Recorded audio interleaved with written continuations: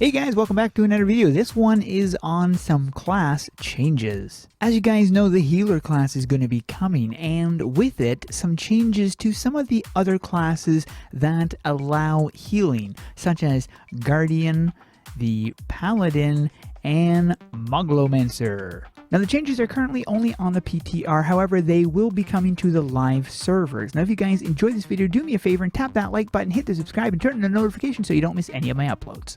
Now let's jump over to the PTR so that I can compare the new changes to the current classes that we have in the game. Let's check out the changes to the Guardian class. So first you have the auto attack, and there are no changes with this. Yes, there is, stupid. Cooldown reduced slightly. Guardian Strike, there are some changes to this. First of all, if you are at full Guardian marks, then you lose no mana when you're using this ability. Also at rank 6, this attack is more powerful, deals more damage, instead of reducing the cost of mana. Dragon's Breath now only uses Guardian marks when the Guardian marks are full. So if you have a stack of 10, it will then use them. Otherwise you can use it without using up your Guardian marks. The AoE radius has also been increased. It also does cost some more mana. Guardian's Hope has had some updates. Now it only consumes Guardian marks at full stack. Also the self-heal has been increased to 10%, and if it's below the Guardian mark, the max Guardian marks, then it will not heal any nearby allies. However, at full Guardian marks, it will create an aura that heals up to 5 allies for 10% heal power. It has had an increase in the mana cost. Guardian Summon, first of all, this no longer uses any mana. The armor has been increased from 20% to 30%. The armor buff radius has increased from 10 to 20, and the armor up can now affect a maximum of 5 allies. Also, there was no change to the Provoke Cross skill. Paladin has been upgraded to be more aggressive.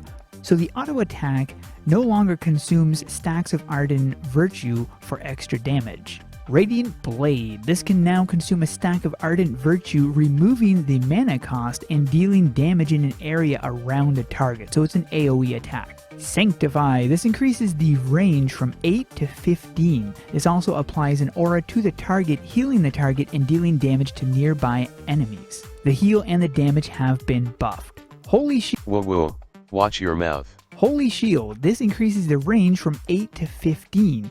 The damage reduction has increased from 25 to 35.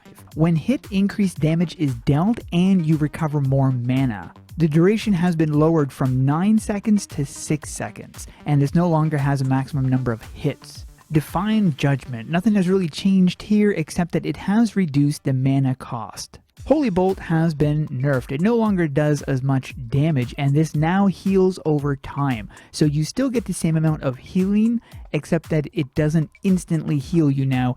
It's a heal over time. So, however, the heal range has increased from 10 to 15. Let's check out the changes of the Moglomancer. So first you have the auto attack. Now this has not changed. Zorbak's Bane has had some changes. It's increased damage dealt by the auto attack, but the cooldown has increased from 6 seconds to 8 seconds. The crit chance of 5 nearby allies has been increased by 35%. The buff radius has been increased from 5 to 20. Tweely's Blessing has had some changes too. This now grants armor up to 5 nearby allies. The heal from the auto attack has now been increased from 1 to 3%. This is limited to 5 allies. The radius has been increased from 5 to 20. Moglin Punt has removed its mana cost. It's also increased its base damage. Instead of applying a burn, this now lowers the enemy haste. Blizzard's Blitz, boy that's hard to say, has lowered its attack power from 250% down to 125%.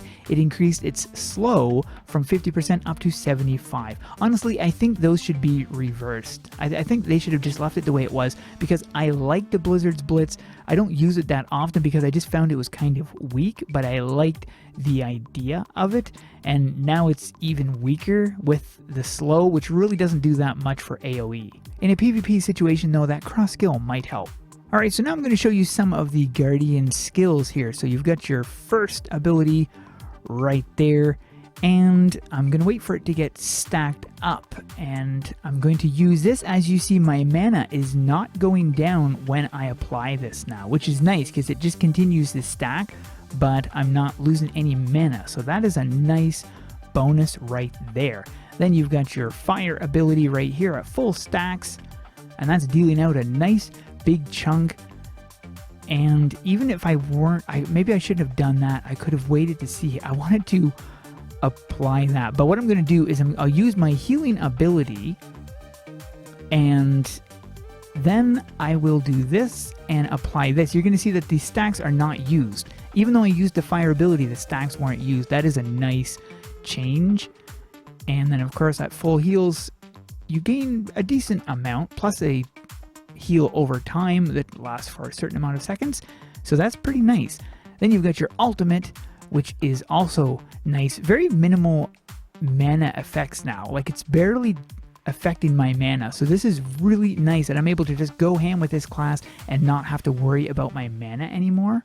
I hadn't considered the Guardian class too bad when it came to mana use, but the Paladin was a class I literally completely avoided because its mana cost was just so bad.